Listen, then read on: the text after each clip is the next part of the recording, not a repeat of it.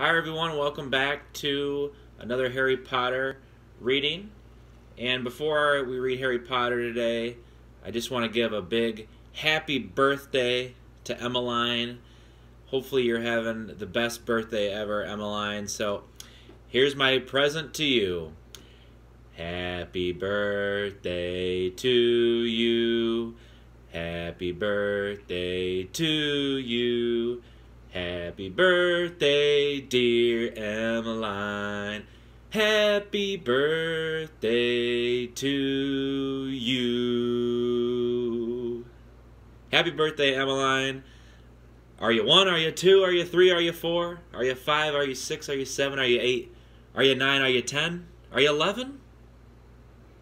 Have a great day and enjoy your birthday. Okay, we're moving on to chapter 13, and it is titled The Very Secret Diary. Enjoy!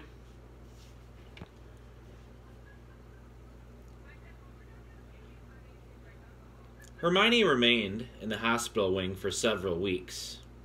There was a flurry of rumor about her disappearance when the rest of the school arrived back from their Christmas holidays, because of course everyone thought that she had been attacked. So many students filed past the hospital wing trying to catch a glimpse of her that Madame Pomfrey took out her curtains again and placed them around Hermione's bed to spare her the shame of being seen with a furry face. Harry and Ron went to visit her every evening. When the new term started, they brought her each day's homework. "If I'd sprouted whiskers, I'd take a break from work," said Ron, tipping a stack of books onto Hermione's bedside table one evening. "Don't be silly, Ron. I've got to keep up," said Hermione briskly. Her spirits were greatly improved by the fact that all the hair had gone from her face and her eyes were turning slowly back to brown. "I don't suppose you've got any new leads," she added in a whisper, so that Madame Pomfrey couldn't hear her. "Nothing," said Harry gloomily. "I was so sure it was Malfoy," said Ron for about the 100th time. "What's that?" asked Harry, pointing to something gold sticking out from under Hermione's pillow. "Just a get-well card," said Hermione hastily, trying to poke it out of sight, but Ron was too quick for her. He pulled it out, flicked it open, and read aloud. "To Miss Granger, wishing you a speedy recovery from your concerned teacher, Professor Gilderoy Lockhart, Order of Merlin, 3rd class, honorary member of the Dark Force Defense League, and 5-time winner of Witch Weekly's Most Charming Smile Award." Ron looked up at Hermione, disgusted. "You sleep with this under your pillow?" But Hermione was spared answering by Madame Pomfrey sweeping over with her evening dose of medicine. "Is Lockhart the swarmiest bloke you've ever met, or what?" Ron said to Harry as they left the infirmary and started up the stairs toward Gryffindor Tower. Snape had given them so much homework. Harry thought he was likely to be in the 6th year before he finished it. Ron was just saying he wished he had asked Hermione how many rat tails you were supposed to add to a hair-raising potion when an angry outburst from the floor above reached their ears. "That's Filch," Harry muttered as they hurried up the stairs, and paused out of sight, listening hard. "You don't think someone else has been attacked?" said Ron tensely. They stood still, their heads inclined toward Filch's voice, which sounded quite hysterical. "Even more work for me, mopping all night, like I haven't got enough to do. No, this is the final straw. I'm going to Dumbledore." His footsteps receded along the out-of-sight corridor, and they heard a distant door slam.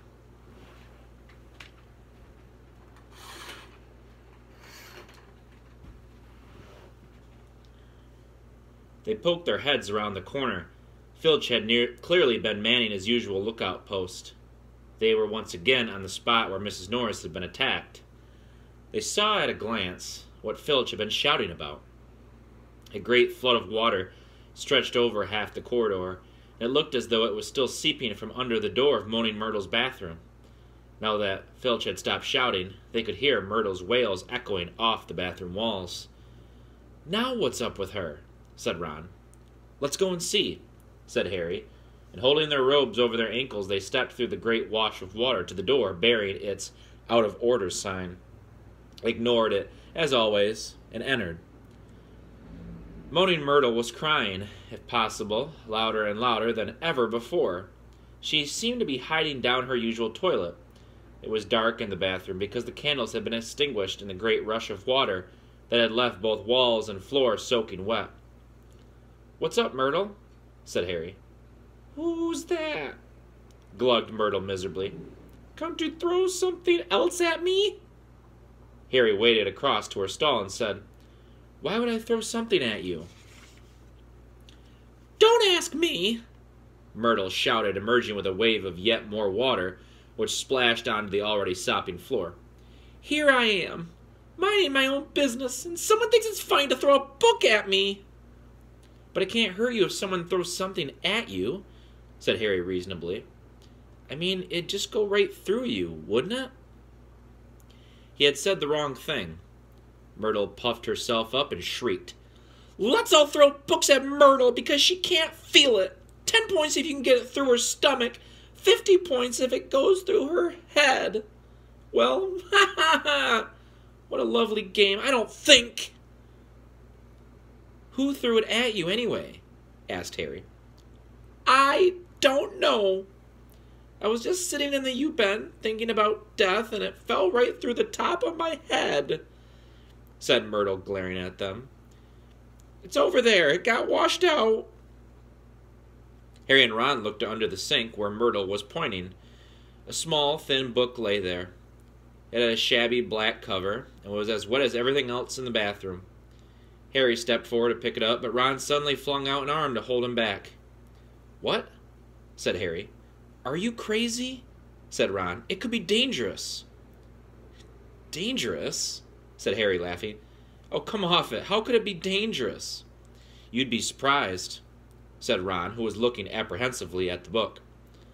"Some of the books the ministry has confiscated, Dad's told me.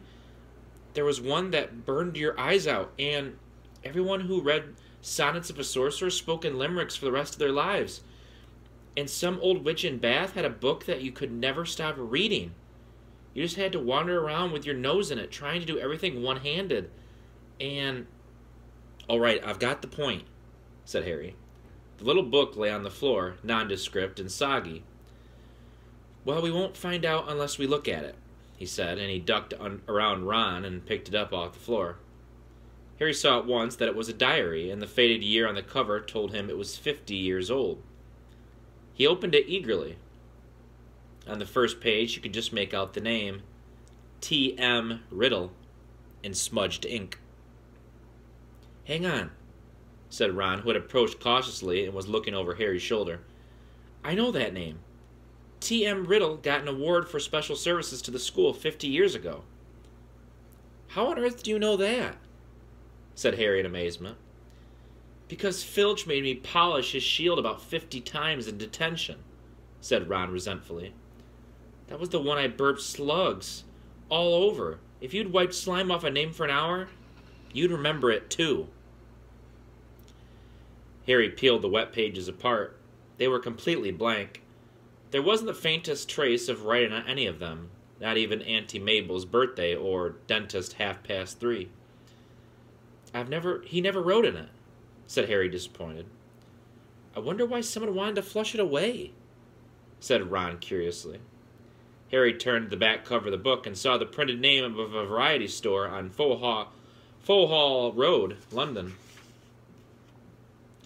"He must have been Muggle-born," said Harry thoughtfully, "to have bought a diary from Fowhall Road." "Well, it's not much use to you," said Ron. He dropped his voice. 50 points if you can get it through Myrtle's nose." Harry, however, pocketed it. Hermione left the hospital wing, dewhiskered, tailless, and fur-free, at the beginning of February. On her first evening back in Gryffindor Tower, Harry showed her T.M. Riddle's diary and told her the story of how they found it. "Oh, it might have hidden powers," said Hermione enthusiastically, taking the diary and looking at it closely. "If it has, it's hiding them very well," said Ron. "Maybe it's shy. I don't know why you don't chuck it, Harry." "I wish I knew why someone did try to chuck it," said Harry. "I wouldn't mind knowing how Riddle got an award for special services to Hogwarts either." "Could have been anything," said Ron. "Maybe he got 30 owls or saved a teacher from the giant squid. Maybe he murdered Myrtle. That would have done everyone a favor."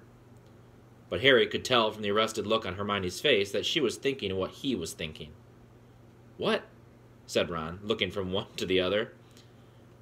"Well, the Chamber of Secrets was opened 50 years ago, wasn't it?" he said. "That's what Malfoy said." "Yeah?" said Ron slowly. "And this diary is 50 years old," said Hermione, tapping it excitedly. "So?" "Oh, Ron, wake up!" snapped Hermione. "We know the person who opened the chamber last time was expelled 50 years ago. We know T.M. Riddle got an award for special services to the school 50 years ago. Well, what if Riddle got his special award for catching the heir of Slytherin? His diary would probably tell us everything. Where the chamber is and how to open it, and what sort of creature lives in it. The person who's behind the attacks this time wouldn't want that lying around, would they?" "That's a brilliant theory, Hermione," said Ron, "with just one tiny little flaw. There's nothing written in his diary." But Hermione was pulling her wand out of her bag. "It might be invisible ink," she whispered. She tapped the diary 3 times and said, "A Parisium." Nothing happened. Undaunted, Hermione shoved her hand back into her bag and pulled out what appeared to be a bright red eraser. "It's a revealer. I got it in Diagon Alley," she said. She rubbed hard on January 1st. Nothing happened. "I'm telling you, there's nothing to find in there," said Ron. "Riddle just got a diary for Christmas and couldn't be bothered filling it in." Harry couldn't explain even to himself why he didn't just throw Riddle's diary away. The fact was that even though he knew the diary was blank, he kept absent-mindedly picking it up and turning the pages as though it were a story he wanted to finish. And while Harry was sure he had never heard the name T.M. Riddle before, it still seemed to mean something to him, almost as though Riddle was a friend he'd had when he was very small and had half forgotten. But this was absurd. He'd never had friends before Hogwarts. Dudley had made sure of that. Nevertheless, Harry was determined to find out more about Riddle, so next day at break, he headed for the trophy room to examine Riddle's special award, accompanied by an interested Hermione and a thoroughly unconvinced Ron, who told them he'd seen enough of the trophy room to last him a lifetime. Riddle's burnished gold shield was tucked away in a corner cabinet. It didn't carry details of why it had been given to him. "Good thing, too, or it'd be even bigger and I'd still be polishing it," said Ron. However, they did find Riddle's name on an old medal for magical merit and on a list of old head boys. "He sounds like Percy," said Ron, wrinkling his nose in disgust. "Prefect, head boy, probably top of his class. Probably top of every class." "You say that like it's a bad thing," said Hermione in a slightly hurt voice. The sun had now begun to shine weakly on Hogwarts again. Inside the castle, the mood had grown more hopeful. There had been no more attacks since those on Justin and nearly Headless Nick, and Madame Pomfrey was pleased to report that the mandrakes were becoming moody and secretive, meaning that they were fast leaving childhood. "The moment their agony clears up, they'll be ready for repotting again," Harry heard her telling Filch kindly one afternoon. "And after that it won't be long until we're cutting them up and stewing them. You'll have Mrs. Norris back in no time." Perhaps the heir of Slytherin had lost his or her nerve, thought Harry. It must be getting riskier and riskier to open the Chamber of Secrets, with the school so alert and suspicious. Perhaps the monster, whatever it was even now settling itself down to hibernate for another 50 years. Ernie Macmillan of Hufflepuff didn't take this cheerful view. He was still convinced that Harry was the guilty one, that he had given himself away at the dueling club. Peeves wasn't helping matters. He kept popping up in the crowded corridors singing, "Oh, Potter, you rider," now with a dance routine so to match. Gilderoy Lockhart seemed to think he himself had made the attack stop. Harry overheard him telling Professor McGonagall so while the Gryffindors were lining up for transfiguration. "I don't think there'll be any more trouble, Minerva," he said, tapping his nose knowingly and winking. "I think the chamber had been locked for good this time. The culprit must have known it was only a matter of time before I caught him. Rather sensible to stop now, before I came down hard on him. You know what the school needs now is a moral booster. Wash away the memories of last term.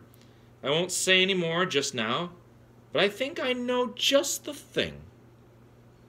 He tapped his nose again and strode off. Lockhart's idea of a morale booster became clear at breakfast time on February 14th. Harry hadn't had much sleep because of a late running Quidditch practice the night before, and he hurried down to the Great Hall slightly late. He thought for a moment that he'd walked through the wrong doors. The walls were all covered with large, lurid pink flowers. Worse still, heart-shaped confetti was falling from the pale blue ceiling. Harry went over to the Gryffindor table where Ron was sitting looking sickened, and Hermione seemed to have been overcome with giggles. "What's going on?" Harry asked them, sitting down and wiping confetti off his bacon. Ron pointed to the teacher's table, apparently too disgusted to speak. Lockhart, wearing lurid pink robes to match the decorations, was waving for silence. The teachers on either side of him were looking stony-faced. From where he sat, Harry could see a muscle going in Professor McGonagall's cheek. Snape looked as though someone had just fed him a large beaker of Skelgro. "Happy Valentine's Day!" Lockhart shouted. "And may I thank the 46 people who have so far sent me cards. Yes, I have taken the liberty of arranging this little surprise for you all, and it doesn't end here." Lockhart clapped his hands, and through the doors to the entrance hall marched a dozen surly-looking dwarfs. Not just any dwarfs, however. Lockhart had them all wearing golden wings and carrying harps. "My friendly card-carrying cupids," beamed Lockhart. "They will be moving around the school today delivering your valentines. And the fun doesn't stop here. I'm sure my colleagues will want to enter into the spirit of the occasion. Why not ask Professor Snape to show you how to whip up a love potion? And while you're at it, Professor Flitwick knows more about entrancing enchantments than any wizard I have ever met, the sly old dog." Professor Flitwick buried his face in his hands. Snape was looking as though the first person to ask him for a love potion would be force-fed poison. "Please, Hermione, tell me you weren't one of the 46, said Ron as they left the Great Hall for their first lesson. Hermione suddenly became very interested in searching her bag for her schedule and didn't answer. All day long, the dwarfs kept barging into their classes to deliver valentines, to the annoyance of the teachers, and late that afternoon, as the Gryffindors were walking upstairs for charms, one of the dwarfs caught up with Harry. "Oi, you! Harry Potter!" shouted a particularly grim-looking dwarf, elbowing people out of the way to get to Harry. Howled over at the thought of being given a valentine in front of a line of first-years, which happened to include Ginny Weasley, Harry tried to escape. The dwarf, however, cut his way through the crowd by kicking people's shins and reached him before he'd gone 2 paces. "I've got a musical message to deliver to Harry Potter in person," he said, twanging his harp in a threatening sort of way. "Not here," Harry hissed, trying to escape. "Stay still," grunted the dwarf, grabbing hold of Harry's bag and pulling him back. "Let me go," Harry snarled, tugging. With a loud ripping noise, his bag split in 2. His books, wand, parchment, and quill spilled onto the floor, and his ink bottle smashed over everything. Harry scrambled around, trying to pick it all up before the dwarf started singing, causing something of a holdup in the corridor.